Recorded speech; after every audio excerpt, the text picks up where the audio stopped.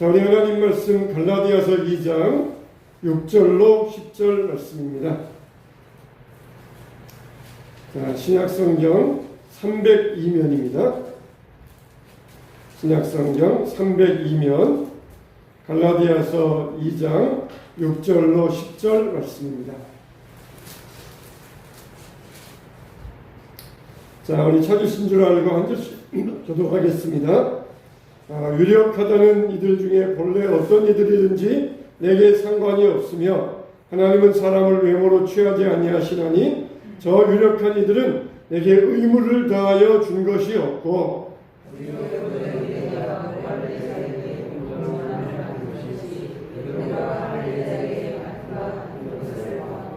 베드로에게 역사하사 그를 할례자의 사도로 삼으신 이가 또한 내게 역사하사 나를 이방인의 사도로 삼으셨느니라.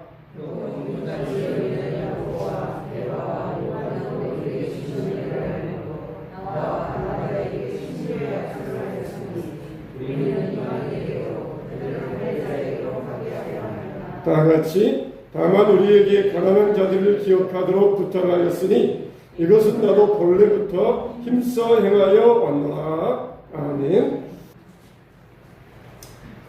이번 한 주간 세계적으로 가장 큰 뉴스는 북한에 대한 뉴스였을 것입니다.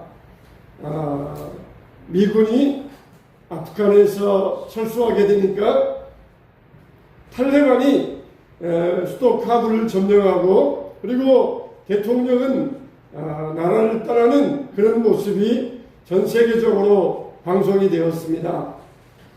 미군이 왜 그렇게 북한을 20년 동안을 점령하고 있다가 한순간에 떠나버렸습니까? 조 바이든이 스스로 성명서를 발표했던 것처럼 스스로 자기 나라를 지킬 의지가 없는 나라는 지켜줄 필요가 없다. 그런 성명서를 발표하고 미군이 철수를 했던 것입니다. 무려 5년 동안에 군비로만 20조 원을 아프가니스탄에 투자했다고 합니다. 그 외에도 다른 나라들에서 수많은 원조가 있었고 엄청난 액수가 아프간에 투입이 되었습니다. 그런데 그 엄청난 돈들이 어디로 간 줄 모른다는 것이에요. 실제적으로 아직도 굶주리고 있고 아직도 열악하고 아직도 전기나 전화나 통신이나 교통이나 이 모든 것들은 열악하기가 짝이 없어요. 그런데 이번에 아프간 대통령이 나라를 탈출하면서 무려 차에다가 4대의 차에다가 수많은 돈을 싣고 공항으로 탈출을 했습니다. 헬기에 돈을 실었는데 그 돈을 다 실을 수 없어서 일부 돈은 공항에다가 버려두고 갈 정도로 그렇게 많은 돈을 가지고 나라를 탈출했습니다. 그 많은 돈들이 어디에 갔는가 우리가 미루어 짐작할 수 있는 일입니다. 정말 나라가 부패하고 그리고 아프간 정부군들은 30만 명이고 탈레반들은 8만 명입니다. 그러면은 30만 명이 나라를 지키면은 8만 명 정도는 얼마든지 막을 수 있어요. 미군도 철수하면서 그래도 몇 달 정도는 버틸 수 있을 것이다. 그러면 그 순간에 다 나올 사람들은 다 나오고 나라가 다시 평안하게 돌아갈 것이다. 그런 예상을 했는데 순식간에 무너진 거예요. 정부군들이 아예 그냥 무기를 내려놓고 저항할 의지가 없었습니다. 탈레반들이 순식간에 수도를 점령해가지고 그 나라가 순식간에 무너져버리고 한순간에 나라가 파괴되어지고 말았던 거예요. 스스로 지킬 의지가 없었던 것입니다. 하나님도 마찬가지입니다. 하나님도 우리를 도우실 때에 누구를 도우십니까? 예수님께서 오셔서 병든 자에게 물어보십니다. 내가 낫고자 하느냐? 그렇게 물어보십니다. 병자에게 정말 낫고자 하는 의지가 있느냐? 의지가 없느냐? 그걸 물어보시는 것이에요. 우리에게도 왜 구하라고 말씀하여 주셨습니까? 전지전능하신 하나님이 우리의 모든 것을 다 아시는데 왜 찾으라, 두드리라 말씀하여 주셨습니까? 신앙적인 의지가 있느냐 없느냐, 신앙적으로 정말 하나님께 의지하면서 하나님의 도움을 간구하는 믿음의 의지가 있느냐 없느냐, 그걸 우리에게 보고 계시는 것이에요. 정말 시대가 뒤숭숭합니다. 심란하기도 합니다. 아프가니스탄의 사태가 남의 일만이 아니에요. 우리에게도 닥칠는지 모릅니다. 우리는 국방의 의지, 신앙의 의지를 가지고 있어야 됩니다. 내 나라는 내가 지킨다. 내 교회는 내가 지킨다. 내 신앙은 내가 지킨다. 이런 굳은 믿음의 의지를 가지고 있어야 됩니다. 하나님 앞에 부르짖어야 되고 간구할 수 있어야 됩니다. 미국에서 한 청소년이 있었어요. 이 청소년이 얼마나 말썽쟁이인지 그 지역에서 경찰들이 고개를 흔들 정도였습니다. 잡아가지고 유치장에 집어넣으면 나와가지고 또 죄를 저지르고, 또 잡아놓으면 나와서 또 죄를 저지르고, 이렇게 반복하는 그런 아이였습니다. 그 아이에 대하여서 한 부부가 지역에서 신문 기사에, 그 아이에 대한 기사에 소식을 들었습니다. 그래서 마음에 소원이 일어났어요. 내가 이 아이를 데려다가 양부모가 되어야 되겠다. 이 아이의 책임지는 양부모가 되어서 내가 사랑으로 이 아이를 변화시켜 봐야 되겠다. 그런 마음이 이 젊은 부부의 마음에 들었습니다. 그래서 경찰의 차에 타고 온 그 소년의 모습을 보니까 그 소년이 냉랭하기 짝이 없어요. 돌아보지도 않습니다. 양부모에 대하여서 눈을 마주치지도 않습니다. 그런 냉랭하기 짝이 없는 그런 모습을 보았어요. 그래도 양부모가 이 아이를 내가 사랑으로 잘 양육하고 보호해 보아야 되겠다. 그러면서 그 아이를 몇 년을 데리고 있으면서 사랑하고 또 사랑하고 계속해서 사랑을 부었습니다. 그런데 몇 년이 지나도 이 아이가 도저히 변하지 않는 것이었어요. 도저히 내가 사랑해도 안 되는 모양이다. 이 아이를 변화시킬 수 없겠구나. 이제는 포기해야 되겠다. 그럴 즈음에 이 사람에게 교통사고가 생겼습니다. 그 아이의 양아버지에게 교통사고가 발생했어요.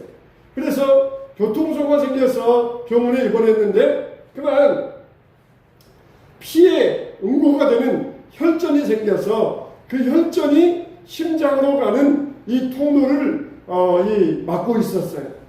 병원에 누워가지고 숨을 쉬는데 순간순간 숨이 가빠옵니다. 순간순간 숨쉬기가 괴롭습니다.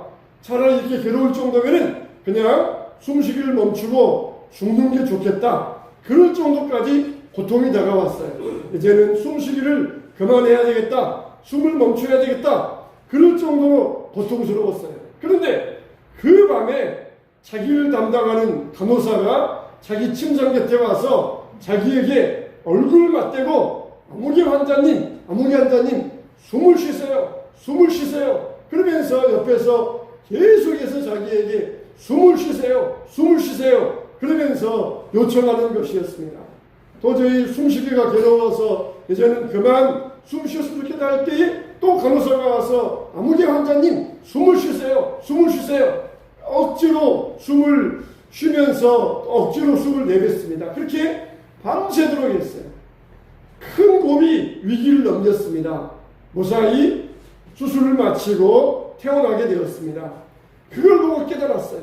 그렇구나. 내가 정말 어떤 일이 있어도 내가 생명의 의지를 버리지 아니하니까, 생명을 포기하지 아니하니까 살 수 있구나.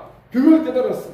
그러면서 자기가 데려온 양아들에 대하여 그걸 적용을 했습니다. 내가 이 아이에 대하여 나도 포기하지 않아야 되겠다. 이 아이에 대하여 절대로 내가 이 아이를 버리지 않아야 되겠다. 그 간호사가 그 밤에 계속해서 자기 옆에 와서 아무개 환자님 숨을 쉬세요. 그러면서 자기에게 생명의 의지를 불어넣어 두었던 것처럼 나도 이 아이에게 포기하지 아니하고 이 아이에게 생명의 의지를 불어넣어 주면서 이 아이를 내가 책임져야 되겠다. 그런 무거운 책임감과 신앙이 생겨났던 것입니다. 몇 년이 지나서 이 아이는 대학에 들어갔고 그리고 좋은 직장에 취직을 해서 양부모님을 잘 모시게 되었습니다. 왜 그렇습니까? 포기하지 않았기 때문에, 의지를 가지고 포기하지 않았기 때문입니다. 우리의 신앙생활도 마찬가지입니다. 의지를 가지고 포기하지 않아야 됩니다. 생명의 호흡은 무엇입니까? 기도예요. 우리가 기도를 그치면 안 됩니다. 기도하기를 그치면 안 돼요. 하나님 앞에 부르짖으면서 기도하기를 그치면 안 됩니다. 신앙의 의지를 우리가 버리면 안 됩니다. 내가 하나님 앞에서 살아야 되겠다. 내가 하나님의 생명으로 살아야 되겠다. 이런 믿음의 의지를 우리가 포기하면 안 됩니다. 하나님은 바로 그런 사람에게 복을 주시고 그런 사람에게 은혜를 베풀어 주시는 줄로 믿습니다. 하나님은 지금도 바로 그런 사람을 찾고 계십니다. 내가 낫고자 하느냐? 내 아들이 귀신 들려서 불에도 넘어지고 물에도 넘어집니다. 이 아이를 고쳐주세요. 이렇게 외쳤던 아버지의 외침을 듣고 주님은 그에게서 믿음의 의지를 보시고 그 아이의 병을 고쳐주셨던 것이에요. 하나님은 지금도 우리에게서 이런 믿음의 의지를 보고 계시는 것이에요. 정말 하나님 앞에서 내 믿음의 의지가 어떤 의지이냐? 의지를 가지고 정말 부르짖고 있느냐? 아니면 그저 다 포기하고 방관자적인 부경자적인 그런 태도를 가지고 방관하고 있지 않느냐? 그러면은 하나님도 우리를 도와주실 수가 없어요. 하나님의 도움을 받기 원하십니까? 하나님 앞에 의지하면서 부르짖고 간구하시기 바랍니다. 하나님은 반드시 그 민족을 도와주십니다. 정말 남의 일이 아닙니다. 에스겔이 에레미야가 지나가는 사람들에게 이것이 남의 일인 줄로 아느냐? 이것이 너의 일이 너에게 닥치지 않을 일인 줄 아느냐? 그러면서 호소하고 부르짖었던 것입니다. 이게 우리에게는 정말 남의 일만이 될 수가 없어요. 우리의 일도 될 수가 있습니다. 우리 나라를 우리가 지켜야 되고 우리 신앙은 우리가 지켜야 됩니다. 꺼져가는 신앙의 불을 다시 일으키면서 주여 불쌍히 여겨달라고 의지를 가지고 나갈 때 하나님은 교회를 살려주시고 우리를 살려주실 줄로 믿습니다. 하나님은 우리에게 다 은혜를 베풀어 주셨어요. 우리가 보통 세계관을 가지고 살아가는데 사람들에게는 다 세 종류의 세계관이 있어요. 첫째는 뭐냐? 세계는 다 우연이 되었다. 그런 세계관이 있어요. 우연이 되었다. 우주도 우연히 생겨났다. 사람의 생명도 우연히 생겨났다. 거기에서 진화론이 나왔어요. 진화론. 진화론은 뭡니까? 우연히 생겨났다. 지구도 우주도 생명도 나무도 태양도 우연히 생겨났다. 이게 우주론적인 이 진화론적인 세계관입니다. 이런 세계관은 다 우연히 생겨났다는 것이에요. 공산주의자들도 신이 없다고 말합니다. 무신론자라고 말해요. 그런데 실제로 보면은 공산주의자들도 자기 이념, 자기의 사상을 신으로 삼고 있습니다. 이념을 신으로 삼고 있어요. 사람들은 무언가 다 섬김의 대상이 있어요. 무언가를 섬기며 살아가고 있습니다. 무언가를 절대시하고 살아요. 어떤 사람은 돈을 절대시합니다. 요즘은 건강을 절대시합니다. 어떤 사람은 가족을 절대시합니다. 무언가 절대적으로 섬기는 대상들이 있어요. 그러니까 이 진화론에서 뭐가 나왔습니까? 공산주의가 나왔어요. 진화론이 나오니까 거기에서 공산주의가 필연적으로 나왔습니다. 신이 없다. 우연히 생겨났다. 그러니까 거기에서 신이 없다. 공산주의가 나와가지고 온 세상을 괴롭혔던 것입니다. 이게 우연한 세계관이에요. 두 번째 세계관은 뭐냐? 세상에는 일정한 법칙이 있다는 것이에요. 자연 법칙이 있고 도덕 법칙이 있다. 그래서 세상은 그 법칙에 의해서 움직인다. 해가 뜨고 해가지고 하루에 24시간 4계절 365일 이거는 어떤 법칙에 의하여서 세상이 움직이고 그 질서에 의하여서 도덕이 세워졌다. 이런 세계관이 있어요. 그러니까 그것을 누가 만드느냐? 그건 몰라요. 그건 제쳐놓고 그냥 법칙에 의하여서 움직이고 있다는 것입니다. 그냥 시계가 있으면은 시계를 반만 잘 주면은 건전지만 끼워 놓으면은 그 시계가 알아서 시간이 지나가면서 시간을 표시하는 것처럼 우주는 그냥 그렇게 법칙에 의하여서 움직이고 있다는 것이, 이게 이런 세계관이 하나 있습니다. 또 세 번째 세계관은 뭐냐? 바로 하나님 중심의 세계관이에요. 하나님 중심의 세계관. 하나님은 어떤 분이시냐? 바로 인격적인 하나님이신다. 그 하나님은 어떤 분이시냐? 은혜와 자비가 풍성하신 하나님이시다. 그냥 컵 정도의 은혜를 집어넣어 놓고 그 은혜 정도의 컵 정도의 그냥 찰랑찰랑한 은혜가 아니라 하나님은 은혜와 자비가 넘쳐난 풍성한 분이시다. 이게 바로 우리의 기독교적인 신앙적인 세계관입니다. 하나님은 인격적인 하나님이시다. 하나님은 자비로우신 하나님이시다. 하나님은 사랑의 하나님이시다. 그 은혜가 어떤 분이시냐? 충만한 분이에요. 넘쳐나게 하신 하나님이십니다. 하나님의 은혜가 이곳에 가득 차 있어요. 물고기가 바닷속에 있는 것처럼 이 가득 차 있는데 그 은혜를 우리가 하나님 앞에서 구하면은 그 은혜가 우리에게 무한장에게 오는데 그 은혜를 구하지 않으면은 나와는 상관이 없다는 것이에요. 하나님은 어떤 분이시냐? 은혜의 하나님이시다. 자비로우신 하나님이시다. 이게 바로 우리의 신앙적인 세계관입니다. 그래서 정말 세계의 모든 것이 은혜 아닌 것이 없다. 이것도 은혜이고 저것도 은혜이고, 칭찬받아도 은혜이고 책망받아도 은혜이고, 건강해도 은혜이고 병 걸려도 은혜이고, 다 모든 게 다 하나님의 은혜라는 것이에요. 이런 은혜 중심의 세계관, 신앙관을 가지고 살면은 부부지간에, 가정에서도 얼마나 화목합니까? 부부지간에도 서로 화목하면서 칭찬받아도, 그리고 책망받아도 이렇게 서로 화목하면서 살아갈 수가 있어요. 자, 그런데 이렇게 은혜 중심의 세계관, 하나님의 사랑의 세계관을 가지고 있으면 우리가 세 가지를 믿어야 됩니다. 첫째는 뭡니까? 내 공로는 아무것도 없습니다. 이걸 우리가 믿어야 돼요. 내 공로는 아무것도 없습니다. 이걸 우리가 믿음을 가지고 살아야 돼요. 내 의는 전적으로 하나님께서 내게 주신 하나님의 의입니다. 나는 복을 받을 만한 선은 아무것도 없습니다. 나는 아무 자격도 없습니다. 나는 정말 죄인 중에 괴수입니다. 나는 이 무자격장입니다. 이게 우리가 먼저 믿어야 돼요. 부부지간에도 마찬가지잖아요. 서로 나보다 남을 낮게 여기면서 정말 나는 당신 때문에 평생 은혜를 갖고 살고 있어. 그러면은 얼마나 좋습니까? 자녀들 볼 때에도 공부 잘하든 못하든 태어나준 것만으로도 감사하다. 그러면은 얼마나 은혜스럽습니까? 얼마나 감사한 일입니까? 하루하루 살아도 너무너무 감사할 거예요.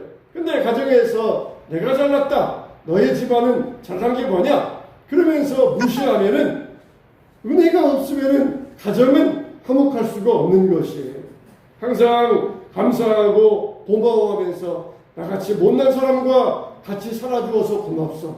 나같이 못난 사람을 섬겨주어서 고맙소. 그러면은 얼마나 은혜스럽습니까? 얼마나 감사합니까? 하나님 앞에서 우리는 다 무자격자라는 거예요. 은혜를 받을 만한 자격이 없는 불의한 죄인이라는 것입니다. 우리의 은혜의 시작은 여기에서부터 시작해야 돼요. 내가 잘나서, 내가 똑똑해서 하나님이 나를 불러주시고 선택하여 주셨다. 그러면 은혜가 없어요. 내가 아무리 높은 자리에 있어도, 내가 아무리 고관 대작이어도 나는 은혜가 없습니다. 나는 아무런 자격이 없습니다. 나는 정말 하나님 앞에서 아무런 자격이 없는 죄인 중의 괴수입니다. 이걸 믿을 때에 정말 하나님의 은혜를 받을 수 있는 믿음의 사람이 되는 것입니다. 둘째로는 우리가 뭘 믿어야 됩니까? 은혜 받을 사람들은 하나님의 사랑을 믿어야 돼요. 하나님의 사랑. 그 사랑은 어떤 사랑입니까? 그 사랑은 희미한 사랑이 아니에요. 그 사랑은 강권적인 사랑입니다. 강권적인 사랑이에요. 도망가면은, 요나와 같이 도망가면은 물고기를 보내어가지고 끌어오는 이런 강권적인 사랑. 이게 바로 하나님의 사랑이에요. 내가 죄인 되었을 때, 내가 원수 되었을 때에 나를 사랑하시어서 나에게 사랑을 주시고 나를 구원하여 주셨다. 이게 바로 하나님의 사랑, 하나님의 은혜입니다. 다윗도 뭐라고 그랬어요? 인자가 무엇이간데 주께서 저를 사랑하시나이까. 도대체 자기가 무엇이길래 하나님이 자기를 사랑해 주셨습니까? 그러면서 고백을 안 했습니다. 하나님의 사랑, 이걸 우리가 믿어야 돼요. 하나님의 사랑은 희미한 사랑이 아니라 강권적인 사랑이에요. 그래서 내가 부족함에도 나를 사랑하시어서 용서하시고 끝까지 쫓아와서 나에게 은혜를 베푸시는 사랑의 하나님, 우리가 이걸 믿어야 돼요. 정말 요즘처럼 우리가 신앙생활하면은 하나님이 우리를 사랑해 주실까 하는 그런 의구심이 들 때가 있어요. 열심히 해야 되는데 교회 일을 아무것도 못하고 아무런 행사도 못하고 손만 놓고 있는데 이렇게 해가지고 은혜 받을 수 있을까? 그러니 의문점이 들 때도 있습니다. 그러나 하나님은 사랑의 하나님이셔요. 끝까지 추적하셔가지고 우리를 끌어내시고 우리에게 하나님의 사랑과 인자를 베푸시는 강권적인 하나님이십니다. 우리가 이걸 믿어야 돼요. 내가 정말 사랑받을 만한 자격도 없는데 하나님이 나 같은 사람을 사랑해 주실까 하는 그런 의심을 버리고 끝까지 추적하시어서 나를 사랑하시는 그 하나님의 사랑을 믿을 수 있어야 됩니다. 세 번째 우리가 뭘 믿어야 돼요? 그 하나님의 은혜는 지금 우리가 하나님의 은혜 안에 있다는 것을 믿어야 됩니다. 이게 뭡니까? 은혜의 현실성이에요. 하나님의 은혜는 과거에 나를 불러주신 은혜입니다. 하나님이 지금도 우리를 불러주고 계시고 그리고 앞으로도 하나님은 우리에게 큰 은혜를 베풀어주고 계실 것이에요. 이게 하나님의 은혜의 현실성이에요. 내가 하나님의 은혜를 받았는데 그래 앞으로도 미래에도 하나님이 나에게 은혜를 베풀어 주실까? 미래에도 변함없이 하나님이 나에게 동일한 은혜를 계속해서 공급하여 주신다. 이 믿음이 있어야 돼요. 사도 바울은 뭐라고 그랬어요? 이걸 바로 하나님이 내게 주신 은혜라고 그랬어요. 하나님은 모든 사람들에게 은혜를 주셨는데 특별히 나에게 주시는 특별한 은혜가 있다는 것이에요. 바울은 그걸 고백합니다. 내가 하나님의 은혜를 알므로 하나님이 내게 주신 은혜가 있다는 것이에요. 정말 바울은 하나님의 은혜를 받았습니다. 다메섹 도상에서 하나님의 은혜를 받았습니다. 원래 바울은 믿는 자들을 체포해서 잡아오려고 하던 핍박자였어요.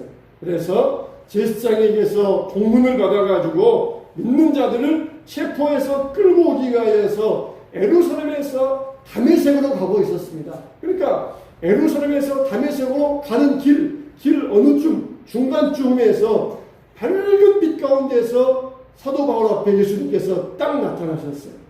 그 밝은 빛 가운데 바울의 눈이 순간적으로 어두워지면서 그 빛 가운데서 음성이 들려옵니다. 같이 가던 사람들은 빛은 보았지만 음성은 듣지 못했어요. 우리 신앙생활이 빛도 볼 수 있고 음성도 들을 수 있어야 됩니다. 뭔가 교회 가면은 따뜻함이 있고 성도들에게는 환함이 있고 그렇다. 그거는 빛을 본 거예요. 하나님이 나에게 은혜 주셨다. 그건 빛을 본 거예요. 이제는 뭘 해야 됩니까? 하나님의 음성을 들어야 돼요. 하나님이 나에게 뭐로 하시느냐? 사울아 사울아 네가 어찌하여 날 핍박하느냐? 주여 누시니까 나는 예수다. 내가 뭘 하리까?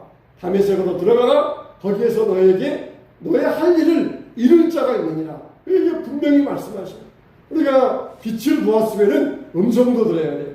같이 가는 사람들은 빛은 보았지만 음성은 못 들었어요. 그러니까 변화되지 않았습니다. 우리가 빛을 보고 하나님의 은혜를 우리 가슴속에 받아들였으면 우리가 하나님의 음성 듣고 말씀 듣고 하나님이 나에게 뭘 원하시는가 우리가 그걸 깨달을 수 있어야 돼요. 하나님이 나에게 뭘 원하십니까? 오늘 이 시간에는 말씀을 통하여서 하나님의 은혜를 사모해라. 그걸 여러분들에게 원하고 계신다는 것이에요. 믿음의 의지를 포기하지 마라. 누구에게 은혜 주십니까? 은혜에 간구하는 자에게, 사모하는 자에게 하나님이 은혜 주신다는 것이에요. 제비가 먹이를 물어왔어요. 어느 새끼에게 먹이를 넣어줍니까? 입을 크게 벌리는 새끼들에게 먹이를 넣어주는 것이에요.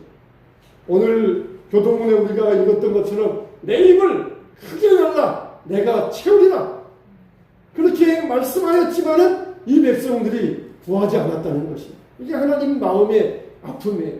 내 입을, 너희들 입을 넓게 열어라, 내가 채워주겠다. 그랬지만은 이들이 말을 듣지 아니하고 입을 열지 아니하니까 하나님이 마음이 아프셨다는 것이. 누구에게 은혜 베풀어 주셔요? 은혜는 지금 여기에 가득 차고 있습니다. 온 세상에 충만해 있습니다. 누구에게 은혜가 임합니까? 입을 열고 의지를 가지고 포기하지 않는 자들이에요. 아프가니스탄처럼 정말 20년 동안에 미국에서, 서방에서, 온 세계에서 아마 수백 조의 돈을 원조해 주었을 거예요. 그 돈들은 어디 갔어요? 그 돈들을 가지고 나라 지키려는 의지가 있으면은 얼마든지 나라를 지킬 수 있고 나라의 평화를 유지할 수 있어요. 나라의 자유가 빼앗겨 버리니까 어떻게 되었습니까? 지나가다가 아무나 붙잡고 핸드폰 내놔! 그런다고 합니다. 핸드폰 내놓습니다. 그러면 핸드폰 거기에서 다른 서구 세계와 연락번호가 나온다. 그러면 그 자리에서 사살이에요. 핸드폰 내놔! 그렇게 해가지고 거기에서 성경 앱이 나왔다. 그러면 그 자리에서 사살입니다. 자유가 뺏겼어요. 여자들은 이제 눈만 내놓고 옷으로 몸을 다 가리고 다녀야 됩니다. 그동안 서방서에 미국에 협조했던 사람들은 다 색출해낼 것입니다. 왜 그렇습니까? 자유를 지키고자 의지가 없으니까 그걸 빼앗기고 만 거예요. 우리가 믿음 안에서 우리 믿음을 가지고 은혜를 사모하며 의지를 가지고 나아갈 때 하나님은 우리에게 은혜를 주시고 믿음의 역사를 일으켜 주시는 줄로 믿습니다. 바울은 정말 주님을 만났을 때 은혜 받은 자는 내게 주신 은혜를 내가 알므로 그 하나님의 은혜를 알았어요. 핍박자였고 포행자였고 만삭되지 못한 자였고 죄인 중에 괴수였지만 하나님의 나에게 은혜를 베풀어 주시어서 복음을 전하는 사도가 되었다는 것을 분명히 고백하였던 것입니다. 우리도 마찬가지입니다. 나는 적어도 모태신앙인데 나는 어려서부터 교회 잘 다녔으니까 나는 그 정도는 아닐 거야. 우리도 다 마찬가지예요. 모태신앙이든지 어렸을 때부터 교회 다녔든지 다루도 똑같은 죄인들이고 다 똑같습니다. 큰 바위돌이나 작은 모래알갱이나 물속에 던지면은 가라앉는 것은 똑같아요. 나는 모래와 같이 조그만 죄 지었으니까 저렇게 큰 바위돌 같은 죄인에 비하면은 나는 그래도 훨씬 나은 사람일 거야. 모래알이나 바위돌이나 물에 가라앉는 것은 똑같습니다. 우리의 죄가 모래알같이 작다 그래서 그 죄가 하나님 앞에서 죄가 아니다 그렇게 인정받지 않는다는 것입니다. 모태신앙이든지 어렸을 때부터 교회 다녔든지 똑같이 죄인 중에 괴수예요. 은혜 받을 자격이 없는 것은 다 똑같습니다. 하나님 앞에서 이것을 인정해야만 하나님의 은혜를 받을 수가 있는 것이에요. 정말 사도 바울은 철저하게 이것을 인정했고 죄인 중에 괴수입니다. 그러면서 내게 주신 은혜를 알므로 내가 주님을 위하여서 나의 삶을 은혜 중심의 삶으로 드릴 수 있었다. 그렇게 고백하였던 것입니다. 정말 바울은 육체의 가시를 가지고 있었어요. 이게 사탄의 사자였습니다. 이걸 보면은 신앙생활하면 차이가 있어요. 정말 모래알이나 바위덩어리나 물에 가라앉는 것은 똑같지만은 정말 예수님 만나서 거듭나기 전에 그래도 꾸준히 교회 다니면서 선하게 살고 그러면은 그 사람은 평탄한 인생을 살아갈 수 있어요. 하나님께서 그의 비례해서 인생을 평탄하게 복을 주십니다. 근데 사도 바울처럼 핍박자였고 포행자였고 예수 믿기 전에 핍박하였던 사람들은 몸에 가시가 있다든지 혹은 예수 믿어도 그에 대하여서 육체의 가시를 가지고 산다든지 이런 모습들이 있어요. 우리가 항상 주님 앞에서 하나님 앞에서 복된 인생을 살 수 있도록 우리가 이렇게 우리 삶을 주님 앞에서 디자인할 수 있어야 됩니다. 사도 바울은 내가 그래도 하나님의 은혜다. 핍박자였고 포행자였고 이렇게 하나님을 거역할 때 자기를 불러주신 은혜, 비록 지금은 육체의 가시를 가지고 살면서 살아가지만 그래도 하나님의 은혜였다. 학자들은 이야기합니다. 사도 바울이 다메섹 도상에서 그 밝은 빛을 봤을 때 그걸로 인하여서 눈에 안질이 왔다는 것이, 그래서 평생 동안을 눈이 밝지 못했다는 것입니다. 편지도 못 써가지고 대신 다른 사람이 불러주면은 대피를 해서 편지를 썼다는 것이에요. 우리가 자녀들을 어릴 때부터 비록 이 자녀들이 하나님을 알지 못해도 예수님을 알지 못해도 어릴 때부터 믿음으로 가르치고 죄 짓지 않도록 하고 그리고 이 항상 교회 생활 꾸준히 하도록 하면은 반드시 예수님 만나고 그리고 그 인생은 평탄하게 풀립니다. 그 인생은 평탄하게 풀려요. 어릴 때부터 이 아이들을 믿음으로 양육하면서 신앙생활하고 항상 예수님 안에 있게 하면은 인생은 평탄하게 풀려요. 우리가 이걸 알 때에 항상 부모의 책임을 가지고 자녀를 위하여 기도하고 하나님 우리 자녀들에게 뭐가 필요합니까? 하나님 은혜가 필요합니다. 은혜가 필요합니다. 은혜를 구할 수 있어야 돼요. 은혜를 구할 수 있어야 됩니다. 에디슨은 말년에 귀가 어두워졌어요. 귀가 어두워졌어요. 그래서 주변의 의사의 권유를 받아가지고 수술하세요. 그래도 수술하지 않습니다. 수술하지 않습니다. 그래도 의사가 계속해서 권유를 하니까 의사가 권유하니까 마지못해서 수술 날짜를 잡았어요. 그런데 수술 날짜가 되어가지고 병원에 나타나질 않습니다. 연구실에 가보니까 연구실에 앉아서 연구하고 있는 것이에요. 왜 수술 날짜에 병원에 오지 않았습니까? 그렇게 물어보니까 에디슨이 말합니다. 귀가 어두우니까 차라리 어두우니까 세상에 시끄러운 소리 복잡한 소리 들리지 아니하고 연구에 집중할 수 있어서 좋습니다. 이게 바로 하나님의 은혜가 아니겠습니까? 그랬다는 것입니다. 여러분 우리에게도 이런 하나님의 은혜가 필요합니다. 우리에게 환경적으로 여러 가지 상황적으로 우리를 괴롭히는 여러 가지 가시 같은 것들이 있을 것이에요. 그러나 오히려 그것 때문에 하나님을 더 의지할 수 있다. 더 기도할 수 있다. 그럼 그게 하나님의 은혜입니다. 이게 하나님의 은혜예요. 우리가 일어날 때 우리 신앙이 더 깨어져야 돼요. 신앙의 의식이 깨어나야 됩니다. 이게 바로 하나님의 은혜예요. 우리가 그냥 평탄하게 살면은 아무런 일 없으면은 기도도 하지 아니하고 믿음 생활도 소홀히 할지 몰라요. 그러나 우리에게 이런 충격이 오니까 기도하게 하고 하나님 찾게 되고 그러면서 우리가 믿음으로 깨어나지 않습니까? 이게 바로 하나님의 은혜이지 않습니까? 하나님은 우리에게 다 각자에게 하나님의 은혜를 베풀고 계십니다. 하나님의 은혜가 충만한 은혜예요. 믿음의 의지를 가지고 구해야 됩니다. 우리 교회를 위하여서 여러분 가정을 위하여서 하나님의 은혜를 구하시기 바랍니다. 은혜 아니면 우리가 살아갈 수가 없어요. 하나님의 도움이 없으면 일어날 때 우리가 믿음으로 헤쳐나갈 수가 없습니다. 하나님은 은혜로우신 하나님이시죠. 내게 주신 은혜를 내가 안다고 했습니다. 그 은혜를 내가 알므로 주 은혜를 알므로 그 은혜를 알기 때문에 그 은혜를 구하였고 은혜 가운데 소망하면서 살아갔던 것입니다. 우리도 이와 같이 은혜를 알므로 은혜 가운데서 주님을 위하여서 주님을 구하고 은혜 가운데 살아가게 되시기를 주님의 이름으로 축원합니다.